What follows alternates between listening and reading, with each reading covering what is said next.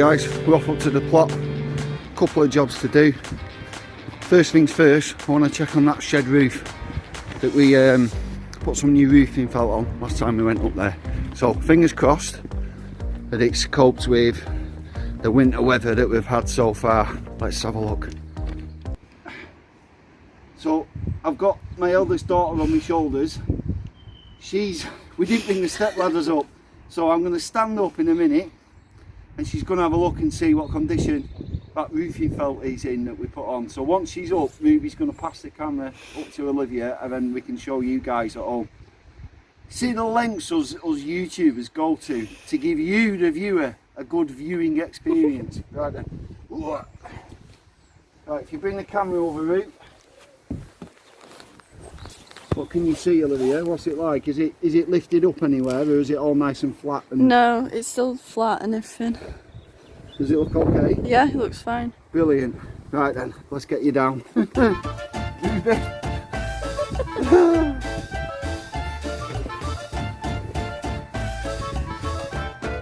So now we're at the plot, I've identified our first quick win, because some of the jobs that I've got in mind to do, I've come up with a plan.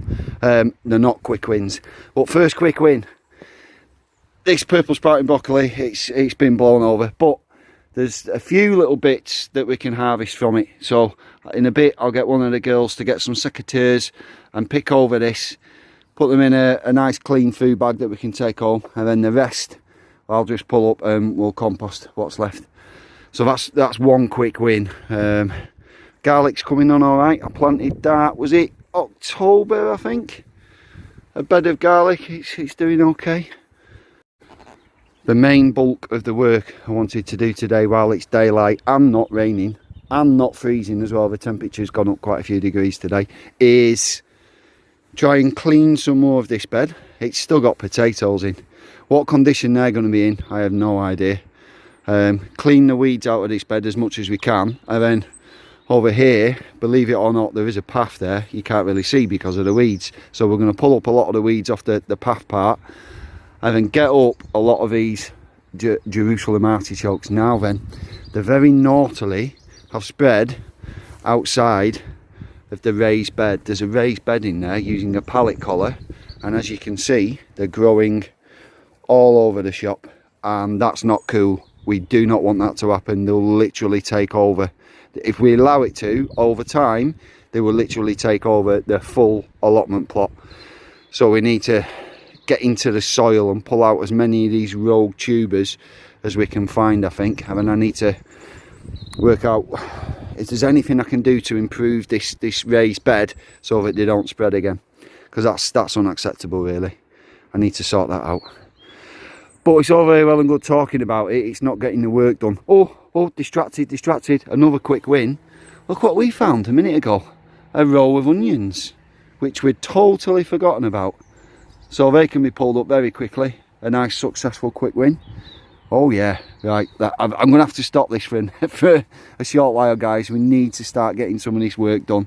I'll turn it back on once we've made some progress, and hopefully you'll be able to see like the difference when you compare it. Okay, not much progress so far. I've only dug what, about half a metre, maybe 2 and a bit feet, but some of the artichokes, which for however they've managed it, I don't know, are growing on this bit of ground and not in the raised bed, which you can't really see at the moment.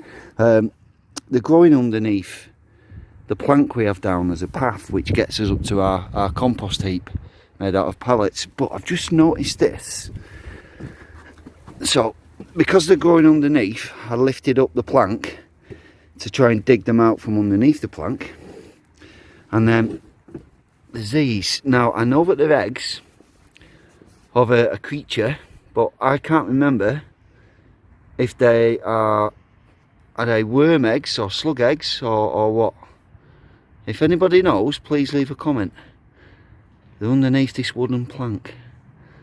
Yeah, so I'll be interested to read your comments, so hopefully you guys will be able to identify those. I'll try and leave them undisturbed as much as I can. The artichokes I'm after are around about here somewhere. Look, there's one. So I just need to do a bit of digging here, but yeah, I'll try and leave those eggs as much as I can, hopefully. So yeah, please leave a comment if you know what they are. Fellow YouTubers, question time again. So I need your advice, your suggestions, any tips for keeping two young adult teenagers motivated on a cold, wet, miserable day doing miserable work on the allotment. I mean, by miserable work on the allotment, I mean that this isn't the most fun-filled side of allotmenteering. We're not up here stuffing our fat faces with raspberries, or you know, all the good stuff, like getting excited about how large the garlic bulbs are. This is graft, right? And I'm flagging, and I know my daughters are flagging. So I mean, look how good a job Olivia's done there. Look, she's doing a good job, but I mean, all she's doing is she's turning uninteresting cold wet soil into slightly less uninteresting cold wet soil by removing the weeds and seeing if there's any potatoes in there that we've left in. It's not inspiring stuff. So any suggestions, you know?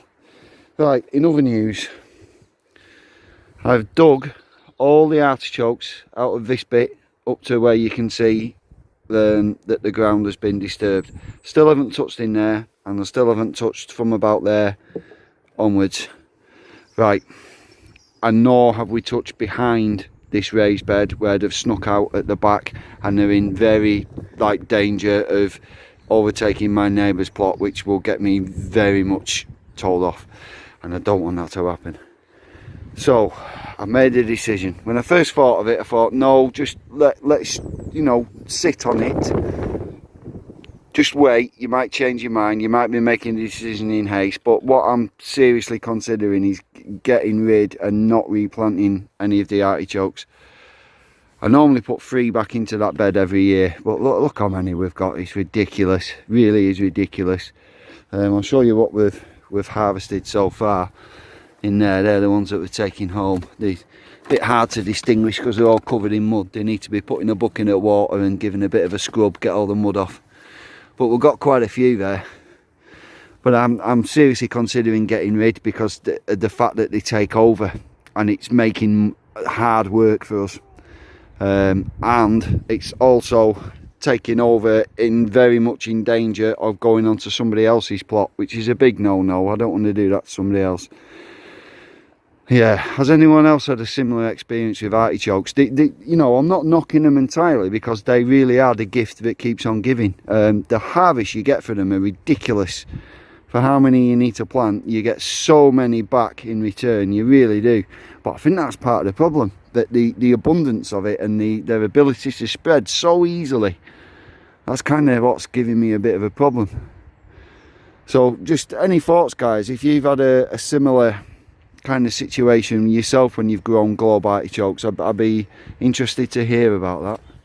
Our pond, it's made out of an old, it's like a little plastic sand pit or paddling pool for kids, because we're only allowed, I think the depth on our allotment site, I think it's only about 6 inches of water for a pond. But anyhow, at the back of it, I've got, it's dead now, it's a bit hard to tell what it is, but that's a curry plant. Helichrysum italicum, it's that kind of curry plant, but it's grown really well. We've had it in for as long as we've had the pond in, so what, at least 3 years, maybe 4. But the problem is it grows out over the pond and into the pond, and it's making a right mess. And I'm all for a bit of shade and protection for this pond, because the reason we've got it is to attract wildlife, but I don't think that necessarily means that you've got to have things like growing into it and just completely taking over. So I'm gonna give this a bit of a trim back, and hopefully I don't cut it too much so that it won't regrow in the spring. I suppose time will tell. We'll see if I've done it okay in the spring. We'll see what happens in the spring. But for now, I'll cut this back. There we go, done. I've left the vertical growth at the back, I've left that intact, but all the stuff that was going, not just over, it was going into the pond. I've taken all that away. Calling it a day. We've had enough. So this patch, the girls have dug up to where it's obvious that they've dug, and they've removed any potatoes that they found. They did find a few actually, that are still usable and in good condition.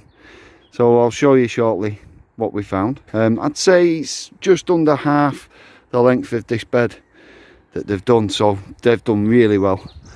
And then over there you can see the progress I've made into digging up globe artichokes. Jerusalem artichokes, sorry. But however, I've not done them all. I haven't even actually touched the raised bed itself.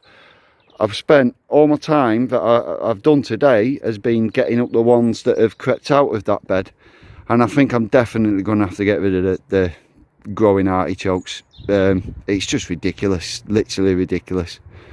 I think given enough time, Jerusalem artichokes would probably take over the world. That's how much they've spread. But we have made some progress. Just I haven't got all of it done, which is what I wanted to.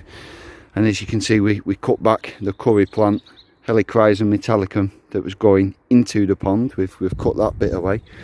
So I'll show you the little bit of a harvest that we're able to take home with us. Hello, Roo. Hello. Right, so here's the row of onions that we spotted, that we totally forgot that we had. And then we've got 1, 2, 3, 1, 2, 3, quite good sized, but very, very muddy potatoes. So that's better than nothing. It's okay. We're not going to be able to feast on them, but it is better than nothing. And then in here, I'd say we've got about a quarter of a well-known supermarket's bag for life. It's about a quarter full of decent sized Jerusalem artichokes. So they all need washing, and then probably we'll dehydrate them. Probably. And then from there we can just add handfuls of them into vegetable soups as and when we make soups. Oh, I'm taking my perlite home as well, because it's that time of year. Pretty soon I'll be starting some seeds off. So I'm taking the perlite back with me, and also some seed trays that don't have holes in, so that I can stand seedling pots in there and water them, and these trays will catch all the water. So yes, progress, we're getting there, people. Any final words, Roo? We spent what, 2 to 3 hours up here? How would you say it's gone? And be honest. I don't know, because some of it's gone fast, some of it's gone incredibly slow. Some of it's gone fast, some of it's gone slow.